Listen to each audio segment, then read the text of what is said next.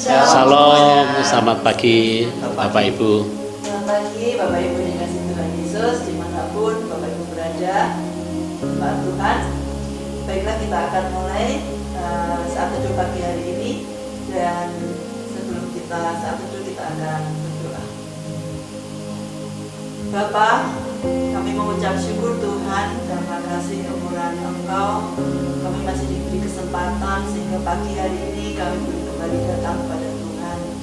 Biarlah ucapan syukur senantiasa kami naikkan di hadapan Tuhan, dan biarlah Roh Kudus senantiasa hadir dalam ruangan hati kami, di ruangan tempat kami berada, sehingga apapun yang kami lakukan, pujian kami, penyembahan kami, dan firman yang kami dengarkan boleh menjadi rema di dalam kehidupan kami.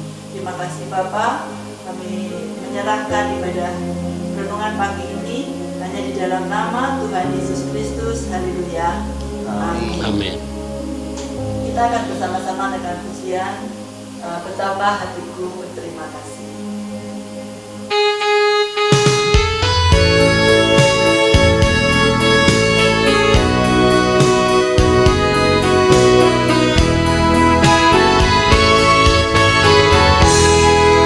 Betapa hatiku berterima kasih Yesus, Kau mengasihiku, Kau memilikiku. Hanya ini Tuhan persembahanku, segenap hatiku, jiwa dan ragaku. Sebab tak ku miliki harta kekayaan yang cukup berarti untuk ku persembahkan.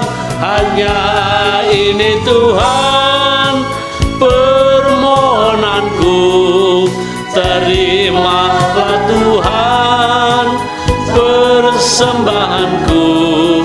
Pakailah hidupku sebagai alatmu seumur hidupku.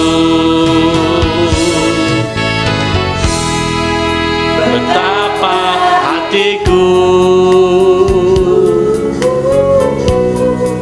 berterima kasih Yesus, Kau mengasihiku, Kau memilikiku. Hanya ini Tuhan persembahanku, segenap hidupku, jiwa dan ragaku. Sebab tak ku miliki harta kekayaan yang cukup berarti untuk ku persembahkan. Hanya ini Tuhan permohonanku, terimalah Tuhan persembahanku. Pakailah hidupku sebagai alatmu seumur hidupku.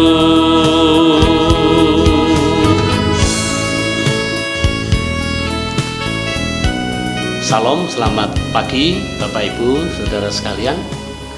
Ya, mengucap syukur bahwa kita akan bersama-sama merenungkan.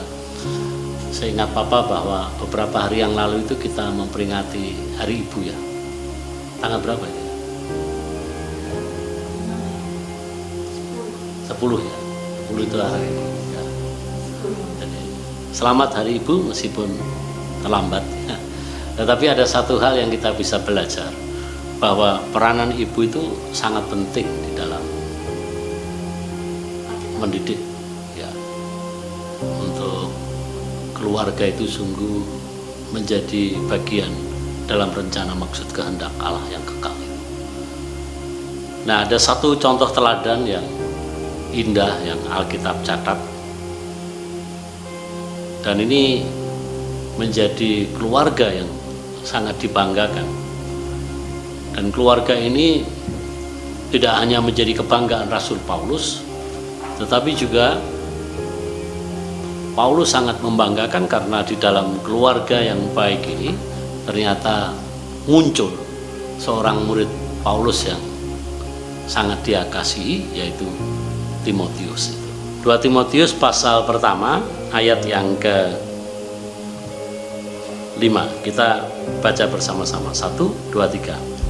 Sebab aku teringat akan imanmu yang tulus ikhlas, yaitu iman yang pertama-tama hidup di dalam nenekmu Lois dan di dalam ibumu Eunike, dan yang aku yakin hidup juga di dalam dirimu. Amin. Saudara, bahwa iman itu sebenarnya adalah satu karunia Tuhan. Jadi fokus iman itu pada hakikat prinsipnya adalah meyakini terhadap apa yang Tuhan kerjakan, Tuhan kita di dalam Yesus Kristus. Itu iman.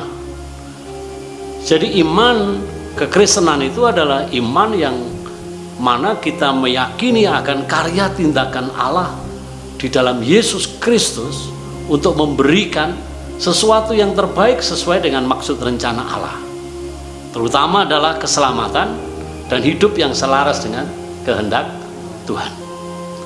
Meskipun iman itu adalah karunia Tuhan, anugerah Tuhan yang terbaik, tetapi kita belajar di sini apa yang terungkap. Ternyata iman itu tidak hanya semata diucapkan. Iman tidak semata menjadi satu dogmatika, semacam kayak pengakuan iman rasuli gitu ya. Tetapi iman itu harus hidup dan menghidupi di dalam kehidupan tiap-tiap hari gitu. Dan terutama juga nyata di dalam kehidupan keluarga. Nah, kita melihat di sini apa yang diungkapkan oleh Rasul Paulus kepada murid yang dia kasihi, yaitu Timotius, diungkapkan, sebab aku teringat akan imanmu yang tulus ikhlas. Ya, jadi Timotius memiliki iman yang betul-betul genuine, satu iman yang betul-betul murni, yang tidak memiliki satu kepentingan apapun, tetapi sungguh iman yang bersandar kepada Kristus. Tetapi iman yang benar, yang bersandar, yang berpusatkan kepada Kristus, itu ternyata apa? Iman yang hidup dan menghidupi nenek Timotius dan juga ibunya. Jadi dua perempuan ini rupanya sangat dikenali juga oleh Rasul Paulus. Jadi iman yang dimiliki oleh Timotius adalah iman yang tentu datang dari Kristus oleh karena kuasa Roh Kudus, sehingga Timotius yakin akan apa yang dikerjakan Tuhan Yesus melalui kuasa Roh Kudus. Dia memahami dengan benar melalui ajaran yang disampaikan oleh Rasul Paulus. Namun dengan demikian, iman anugerah yang Tuhan berikan kepada Timotius ini juga iman yang juga dilakukan, diwariskan oleh neneknya, oleh ibunya gitu ya. Sehingga ini betul-betul Timotius ini mendapatkan seorang guru, yaitu Rasul Paulus, dan dia juga mendapatkan satu anugerah teladan kehidupan beriman dalam kehidupan tiap-tiap hari, dalam lingkup keluarga dan mamanya maupun juga neneknya yang begitu dekat dengan dia. Bisa dipahami dengan baik ya. Ini satu karunia Tuhan yang begitu besar yang Tuhan anugerahkan. Jadi kalau kita perhatikan di sini, karena itulah maka Rasul Paulus dia mengucap syukur akan karya anugerah Allah yang begitu besar. Karena iman yang dimiliki oleh Timotius tentu ini menjadi satu fundamental yang begitu penting bagi Paulus dalam rangka untuk pelayanan pekerjaan Tuhan. Jadi Tuhan bekerja tidak hanya melalui kuasa Roh Kudus-Nya, tetapi juga melalui orang-orang percaya, di mana Roh Kudus juga menggerakkan mereka, terutama di dalam keluarga Timotius ini. Gitu. Nah, di dalam bagian ayat yang ketiga, pasal pertama, Paulus katakan apa? Aku mengucap syukur kepada Allah yang kulayani dengan hati nurani, seperti yang dilakukan nenek moyangku, dan selalu aku mengingat engkau dalam permohonanku, baik siang maupun malam. Ya. Nah, kalau diperhatikan di sini, yang Rasul Paulus katakan, aku mengucap syukur kepada Allah yang kulayani dengan hati nurani yang murni, seperti yang dilakukan oleh nenek moyangku. Mengapa Rasul Paulus menyebutkan nenek moyangku? Karena Paulus itu tahu bahwa iman itu sekali lagi anugerah Tuhan, tetapi Tuhan juga menurunkan atau mewariskan, dan Tuhan itu hadir melalui teladan hidup orang beriman gitu. Sehingga kita menjadi orang Kristen, kita tidak bisa tidak untuk memisahkan diri dari persekutuan. Karena apa? Di sanalah kita belajar satu dengan yang lain. Bahkan tidak hanya di dalam saat dimana kita hidup saat ini, itu ternyata memiliki hubungan yang tidak bisa dipisahkan. Jadi orang tua yang sungguh di dalam Tuhan, nenek moyang yang sungguh di dalam Tuhan, itu akan juga mewariskan tabiat hidup beriman yang benar. Kita lihat yang berulang kali Papa sampaikan, ya,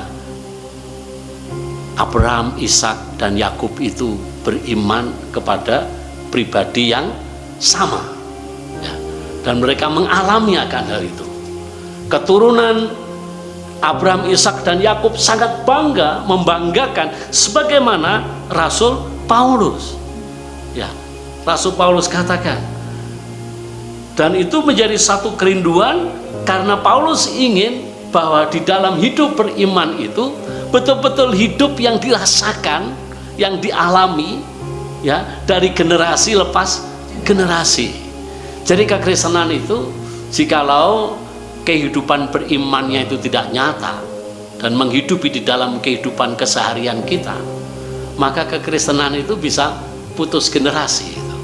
Kita lihat misalkan di Eropa, ya, tidak hanya di Eropa, di Korea pada saat Papa studi di sana, itu gereja itu penuh itu. Anak-anak muda itu, ya, mereka itu memenuhi gereja itu. Pagi, doa pagi, ya, dan juga minggu itu bisa antri orang masuk ke gereja. Jadi pengaruh budaya memang cukup kuat, ya, mempengaruhi iman kekristenan. Apalagi jikalau iman itu hanya diingat pada hari Minggu saja, bukan di dalam kehidupan sehari-hari, dan itu tidak nyata mempengaruhi di dalam kehidupan keluarga. Sehingga orang tua harus menjadi teladan yang utama dan terutama di dalam kehidupan keluarga mereka. Jadi para bapak ini juga harus menjadi imam di dalam keluarga masing-masing. Nah, Rasul Paulus sungguh melihat dan dia bersyukur akan anugerah Allah yang begitu nyata, di mana Tuhan bekerja di dalam kehidupan Timotius itu. Kita membaca 2 Timotius pasal pertama, kembali ayat yang kedua. Ya, di sana dikatakan bagaimana Rasul Paulus memanggil Timotius itu. Dia memanggil apa di sana? Anakku yang kekasih. Luar biasa ini. Jadi Paulus memanggil Timotius itu adalah dearly beloved son. Padahal kan itu bukan anak kandung Rasul Paulus, tetapi Paulus betul-betul dia mengasihi, dan Timotius ini betul-betul karakter tabiatnya, kepribadiannya itu menyenangkan hati Rasul Paulus, sehingga ada hubungan kebatinan atau hubungan psikologis yang begitu dekat sekali. Karena itu tidak mengherankan jikalau Rasul Paulus katakan my dearly beloved son. Dalam bahasa Indonesia kita tahu anakku yang kekasih, anakku yang kekasih. Jadi Rasul Paulus, dia sangat bersuka cita dan dia betul-betul menemukan pribadi anak muda yang memiliki iman yang kokoh dan kepribadian yang saleh gitu ya. Oleh karena itu, ini semuanya sesungguhnya berkat didikan Paulus dan juga didikan di dalam keluarga Timotius ya, terutama ibunya dan neneknya itu. Kita membaca juga di dalam 2 Timotius pasal 3 ayat yang ke-15. Ingatlah juga bahwa dari kecil engkau sudah mengenal kitab suci yang dapat memberi hikmat kepadamu dan menuntun engkau kepada keselamatan oleh iman karena Kristus Yesus. Ya, amin. Jadi apa sebenarnya yang diungkapkan secara prinsip di sini? Kita melihat bagaimana Rasul Paulus mengungkapkan bahwa semenjak kecil bahwa Timotius ini diajari tentang kebenaran firman Tuhan, ya kan?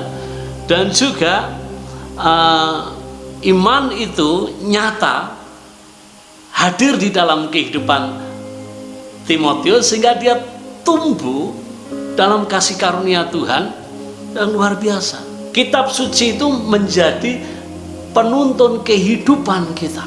Jadi kalau keluarga tidak mengajarkan anaknya semenjak kecil tentang kebenaran firman Tuhan, maka mereka akan berjalan di dalam kegelapan dalam kehidupannya. Mereka akan susah untuk bertumbuh imannya dan mereka menjalani keselamatannya di dalam terang kebenaran firman Allah sebagaimana yang Kristus kehendaki. Dan ini betul-betul Timotius ini mendapatkan satu kasih karunia yang begitu indah karena memang neneknya maupun juga ibunya serta Paulus itu bersinergi ya. Dan Timotius sendiri dia semenjak kecil memang suka membaca firman Tuhan gitu ya. Nah, kalau kita lihat mamanya Timotius itu adalah dia seorang Yahudi ya. Kisah Para Rasul 16 ayat 1 coba dibaca. Paulus datang juga ke Derbe dan ke Listra. Di situ ada seorang murid bernama Timotius. Ibunya adalah seorang Yahudi dan telah menjadi percaya, sedangkan ayahnya seorang Yunani. Ya, ayahnya seorang Yunani, ibunya seorang Yahudi. Ya memang dalam banyak hal karena ini bukan dimulai karena kekristenan juga pada saat itu menjadi keyakinan yang baru ya. Bapaknya imannya berbeda, tapi ibunya sungguh-sungguh. Jadi kita lihat betapa peran ibu itu sangat besar ya. Yang seharusnya memang bapaknya yang harus memimpin mengarahkan iman anak-anaknya. Tetapi meskipun katakanlah bapaknya belum mengenal Tuhan ya kan, tapi kasih karunia Tuhan itu juga memberikan kekuatan hikmat kepada ibu sehingga ibu bisa memegang peran yang juga luar biasa sehingga tanggung jawabnya tetap bisa diarahkan dan Tuhan beri hikmat akan hal itu. Jadi memang seharusnya bapak itu harus menjadi pemimpin rohani ya. Kita baca di dalam Efesus pasal 5 ayat 22 misalkan. Hai istri, tunduklah kepada suamimu seperti kepada Tuhan. Ayat 25. Ayat yang ke-25. Hai suami, kasihilah istrimu sebagaimana Kristus telah mengasihi jemaat dan telah menyerahkan dirinya baginya. Ya, pasal 6 ayat yang keempat. Dan kamu bapak-bapak, janganlah bangkitkan amarah di dalam hati anak-anakmu, tetapi didiklah mereka di dalam ajaran dan nasihat Tuhan. Ya, dalam ajaran dan nasihat Tuhan. Ini sebenarnya semua tugas atau pernyataan yang dituliskan kepada jemaat Tuhan di Efesus, secara khusus keluarga itu menggambarkan hubungan Kristus dengan gerejanya, itu nyata dijalankan di dalam kehidupan keluarga. Peran kepemimpinan bapak itu sangat penting sekali di dalam rumah tangga ya kan? Dia mengasihi keluarga, mengasihi istri dan juga dia bertanggung jawab di dalam banyak hal untuk keluarga itu. Jadi dengan demikian kalau kita perhatikan lebih sungguh, maka peranan ibu, khususnya untuk ibunya Timotius ini, meskipun bapaknya belum mengenal Tuhan ya, itu tidak menjadi penghalang, dan peran ibu maupun neneknya sangat besar, diberkati, disertai Tuhan, sehingga Timotius menjadi hamba Tuhan, kebanggaan, kesukaan, penolong yang sungguh di dalam pelayanan Rasul Paulus ya. Yang terakhir, ada satu hal, kita anak-anak khususnya, semua kita ini sebenarnya juga anak-anak kan, papa mama pun juga dulu juga anak-anak, punya orang tua ya. Kalau kita perhatikan, Tuhan itu wakilnya Tuhan di dunia ini adalah orang tua ya. Dan 10 hukum Allah kita hafal itu ya, tapi tidak ada yang secara langsung berkatnya itu dinyatakan di dalam 10 hukum Tuhan itu, kecuali apa? Hormati orang tuamu supaya ya panjang umurmu. Efesus pasal 6 ayat 2. Hormatilah ayahmu dan ibumu, ini adalah satu perintah yang penting seperti yang nyata dari janji ini, supaya kamu berbahagia dan panjang umurmu di bumi. Jadi tidak ada di dalam 10 perintah hukum Allah itu yang langsung yang menjalankan itu mendapatkan satu berkat directly. Mengapa? Karena memang orang tua itu adalah wakil Tuhan ya. Jadi punya fundamental yang penting sekali untuk iman itu betul-betul diwariskan, dialami, dirasakan, dan hidup di dalam keluarga. Jadi ini sangat penting untuk kita juga menghormati orang tua. Rasul Paulus tadi dalam suratnya, dia menyinggung juga menuliskan neneknya maupun ibunya ya nenek moyangnya Rasul Paulus dalam hal ini kepada Timotius juga mengingatkan ibunya dan neneknya ya, karena memang ini juga sesuai dengan kebenaran firman Tuhan untuk Paulus menjelaskan kembali sebagaimana yang dituliskan di dalam Perjanjian Lama, khususnya adalah hukum atau 10 hukum Allah itu. Coba kita baca yang terakhir dalam Efesus pasal 6. Hormatilah ayahmu dan ibumu, ini adalah suatu perintah yang penting seperti yang nyata dari janji ini, supaya kamu berbahagia dan panjang umurmu di bumi. Ya, jadi bahagia dan panjang. Jadi itu anugerah yang langsung Tuhan berikan, ada sukacita, ada kebahagiaan. Karena juga kita menghormati Tuhan Allah, kita menghormati orang tua, dan nanti kita akan menjadi orang tua, juga akan dihormati oleh anak-anak, dan kita memberi apresiasi bagaimana keluarga yang sungguh diberkati itu adalah gambaran di mana firman Tuhan itu hidup menghidupi, dan iman mereka betul-betul iman yang terwariskan dan dialami oleh anggota keluarga yang lain.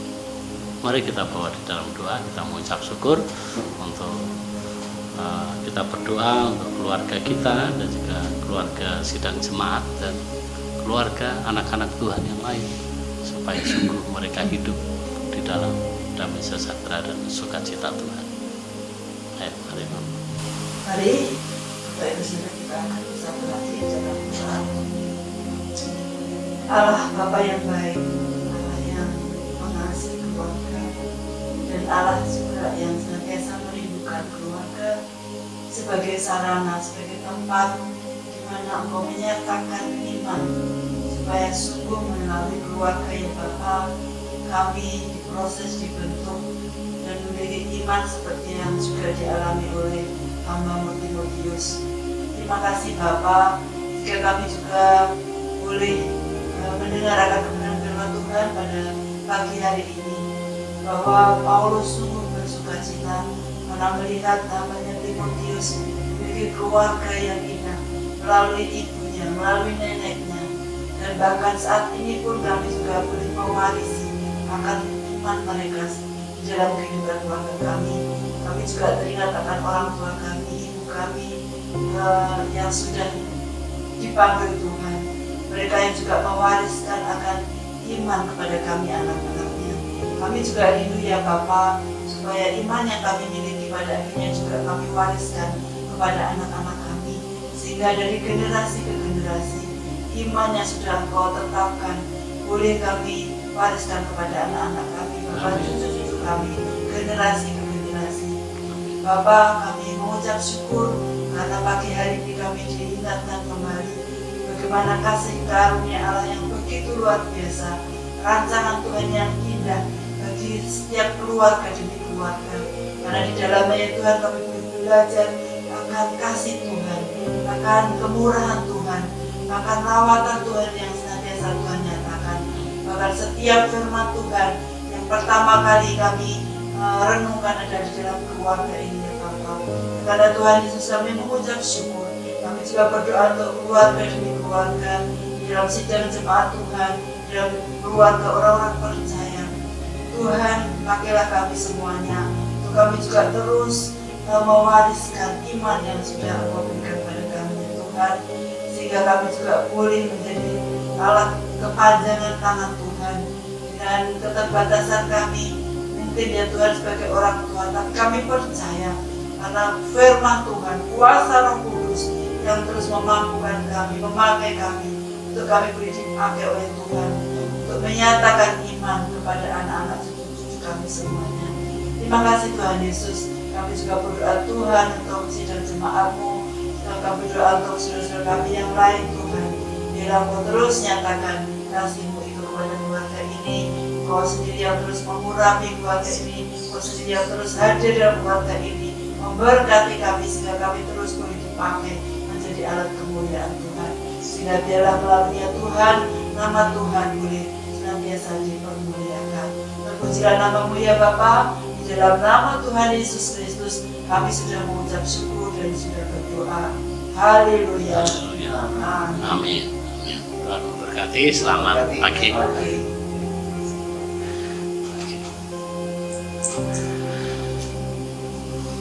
Selamat pagi, saudara. Selamat beraktivitas. Tuhan Yesus memberkati.